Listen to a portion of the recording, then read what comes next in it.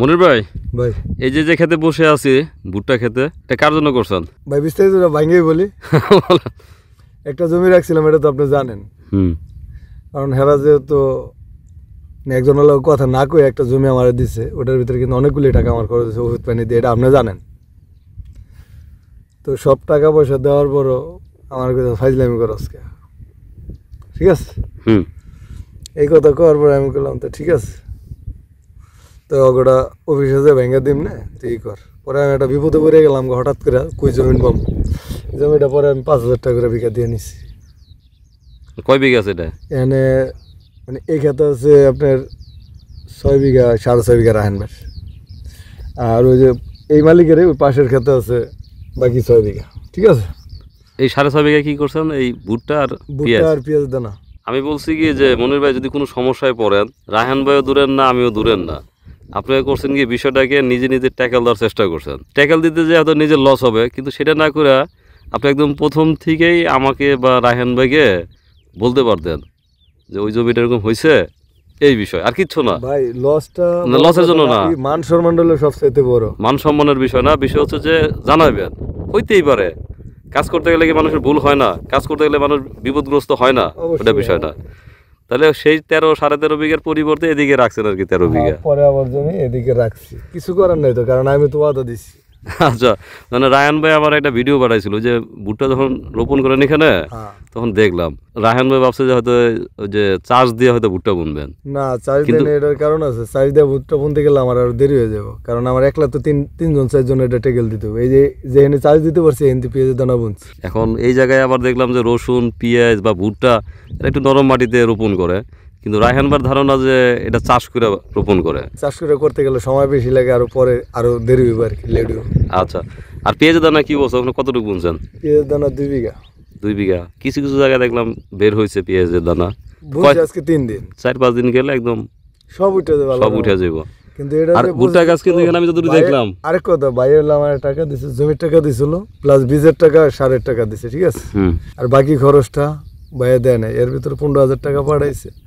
আমার যে বদলি যেতে আছে, ঠিক আছে, অনেক, কিন্তু বদলির খরচ অনেক। এটা আমি নিজে থাকি তো, এই যে বদলিদেরকে খাওয়া দাওয়া, ওদের 500, 550, 600 টাকা রোজ, তারপরে ওদের এই চা সিগারেট একটার পর একটা লাগতেই থাকে। সন্ধ্যার পর যাইতে হয়, একটা মালের লিগা যাইতে হবে, একটা ওষুধের লিগে যাইতে হবে। যেরকম ধরনের যে আজকে ভাইয়ের ওষুধের লিগা আইসি, আবার ফিরে আমার যাইতে হবে, এরকম মনে করেন 3 পাল্লা ভাড়া দিতে হয়। কালকে গুদারা ভাড়া গেছে 400 টাকা আমার। না, গুদারা ভাড়া তো যাই, সেটা বলি রে। অনেক সময় দেখা যাচ্ছে যে চিন্তা করি, আমি নিজে চিন্তা করি যে আমি যে 20 কেজি ওজনের বা আপনি 20 কেজি মাথায় নেবেন, এটা না নিয়ে কিন্তু এদেরকে ব্যবহার করা যায়। কিন্তু আবার চিন্তা করি যে একটা লোক ডাকলে 1 ঘন্টা সময় নষ্ট। অবশ্যই। কিন্তু এটা তো আসলে আমি তো আর এটা তো ছবি তুলি না, না না না, এটা তো এমনি অগোচরে থেকে যায়, নিজেরাই নিতে হয়। এই যে আমার চেহারা দেখেন, আজকে মনে হয় 1 মাস ধরে আমি শেভ হই না।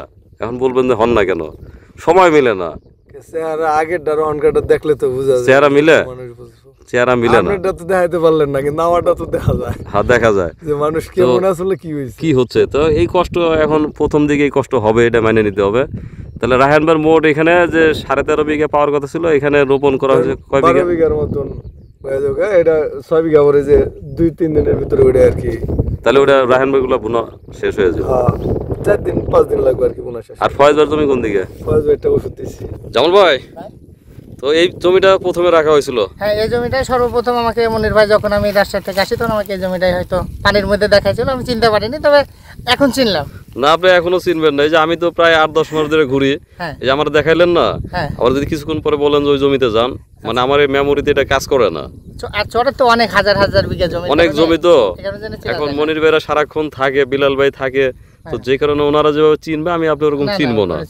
আর এটার সীমানাগুলা নষ্ট হয়ে যায়, কারণ যেহেতু বর্ষার পানিতে এটা স্থায়ী কোনো সীমানা আসলে ওইভাবে থাকে না। পরে ওঠার পরে ওনারা মাপ যোগ দিয়ে নিয়ে নেয়, কিন্তু উপরের জমি হলে তো আর এরকম থাকে না।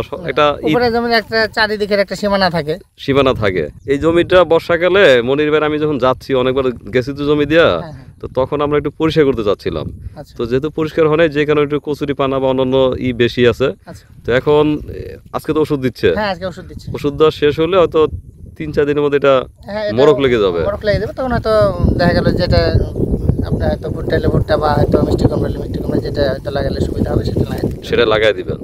এই জমি তো রাখছেন ফয়েজ খান ভাইয়ের জন্য? ফয়েজ খান ভাই আমার দুজনেরই। আপনারও আছে এখানে? মানে জমি হলো 9.5 বিঘা, ঠিক আছে, 9.5 বিঘার ভিতরে বাইরে গেছে 5 বিঘা। চরের জমিতে একটু ঘাস বেশি হয়, এটা নিয়মিত চাষ না করার কারণে হইতে পারে। এক সিজন চাষ না হলে ঘাস হয়ে যাবে, ঘাস হয়ে যায়। ওই যে আমরা নিরাচ্ছি না, হ্যাঁ, এক সপ্তাহ দেরি হলে আবার মরিচ খেতে আবার নিরানি শুরু হয়ে যায়। তো এখন এখানে ফয়েজ খান ভাইয়ের 5 বিঘা 5 বিঘা ওষুধ দিয়ে দিচ্ছেন না? ওষুধ দিয়েছি সব সহ, 5 বিঘা না পুরো বলেনি ওষুধ দিয়েছি। মানে ফয়েজ ভাইটা রেডি আর কি। এখন এটা হয়তো 2-4-5 দিন পরে এটা কালকে নালে পরশু দিন হাল দিমু। হাল চাষ করতে পারবেন। হ্যাঁ, চাষ তাহলে এটা করা চাষ যাবে। দিয়ে রোপণ করবেন। হ্যাঁ, আচ্ছা ফয়েজ ভাই, যদি ভিডিও দেখে থাকেন, এই হচ্ছে ওই আপনার যে ভুট্টা, ওই বর্ষাকালে এই জায়গায় গোসল করাইছি। এই হচ্ছে আমাদের ইউকে প্রবাসী ফয়েজ খান ভাইয়ের জমি। 5 বিঘা এখানে ভুট্টা রোপণ করা হবে। তো মনির ভাই সম্ভবত গত 2 দিন আগে বিষ দিছে, মানে আগাছা নাশক দিছে। তো 2-3 দিন পরে হয়তো চাষ দিয়ে এই জায়গাটা প্রস্তুত করে হাল চাষ করে এটা ভুট্টা রোপণ করা হবে। তো আজকে প্রথমবারের মতো আপনি চরে থাকবেন। হ্যাঁ প্রবাসী ভাই, প্রবাসী ভাই না? প্রবাসী ভাই। হ্যাঁ আমির হোসেন ভাই আসেন। এখন ভাই তো আজকে একা থাকবে, বুঝছেন? হ্যাঁ অবশ্যই। তো আপনি আমার পাড়া জোড়া বলে দেন না যে ভাই একা আছে, গিয়া চুরি ডাকাতি করে সব নিয়ে আসি। চলেন, ওই অভ্যেস আমার নাই ভাই। আপনার কথা বলি না, যদি কেউ খবর পায় আমার বাইরে উঠে নিয়ে যাবে। তারপর তো ফোন দা দেখবি নি বাইরে, এখন হ্যাঁ হ্যাঁ আজকে তো মাস্টার চলে গেল। হ্যাঁ, তো মাস্টারের সমস্যা তো সবারই থাকে। হ্যাঁ ধরেন এই যে কলটা আমরা কিন্তু 1 সপ্তাহ আগে করা হয়েছে, গাড়ছিলাম। গাড়া হয়েছিল। 1 সপ্তাহ ধরে শুনি যে আর চাপদা উড়ে দেখতাম না। না এখানে মাটি দিতে হবে, খালি শুনি মাটি দিতে হবে। মাস্টার অনেক কাজ করতো, সে ভালো কাজ করে, কিন্তু বলতো বেশি এটা করতে হবে ওইটা করতে হবে, এই আছে সেই আছে। কিন্তু বাস্তবতায় সেটা কাজও ভালো, কিন্তু আসলে করার সময় ওটা উদ্যোগ নিয়ে করতো না আর কি, মনোযোগ দিয়ে করে নাই। তো যে কারণে আজকে আমরা বললাম যে ঠিক আছে, মাস্টার তো আজকে চলে গেছে, আজকে সন্ধ্যার আগে বা পরে আমরা টিউবওয়েলটা ঠিক করে ফেলবো। আর 2 নম্বর আমি সাথে কথা বললাম আমির ভাইয়ের সঙ্গে, যে জোলা সমাজের সঙ্গে কথা বলে ওই ডিপের ভিতরে আমাদের মেশিনটা বসাবো। বসায় আমরা ব্যবহার করবো, ওনাদের প্রয়োজন হলে ব্যবহার করবে। আচ্ছা ভালো থাকেন, চলে যাই, সন্ধ্যা হয়ে যাচ্ছে। কালকে জিজ্ঞেস করবো আপনার চরে কেমন লাগছে।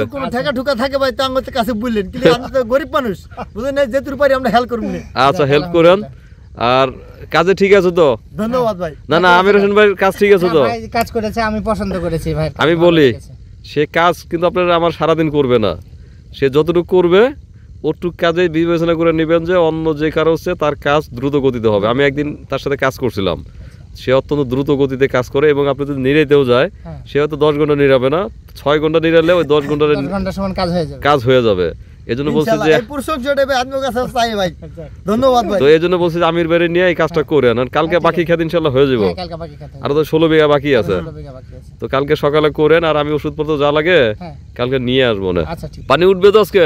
হ্যাঁ উঠবো। তো আপনারা উদ্যোগ নিছেন, আজকে আমার বলছেন যে এই খাওয়ার পরে পানি তুলে দেবো। পানি না তুলে আজকে আর ঘুমাবেন না, এটা বলছেন আমারে। হ্যাঁ, আর কালকে ইনশাআল্লাহ আমরা একটু বাথরুমটাও ধরবো। হ্যাঁ ওই পাশে দেখছেন না স্ল্যাব? হ্যাঁ দেখছি। ওই স্ল্যাব গুলো কিন্তু আমাদের ওখানে এনে রাখছি প্রায় 2 মাস হলো, কিন্তু আমরা এখনো বসাইতে পারি নাই। আজকে এটা শেষ করবেন, কালকে যদি আল্লাহ তাআলা বাঁচায় রাখে আবার বিকালে খাওয়া দাওয়া করে বাথরুমটা বসায় ফেলবো। ঠিক আছে। তো ভালো থাকেন, কাজ করেন, আলহামদুলিল্লাহ।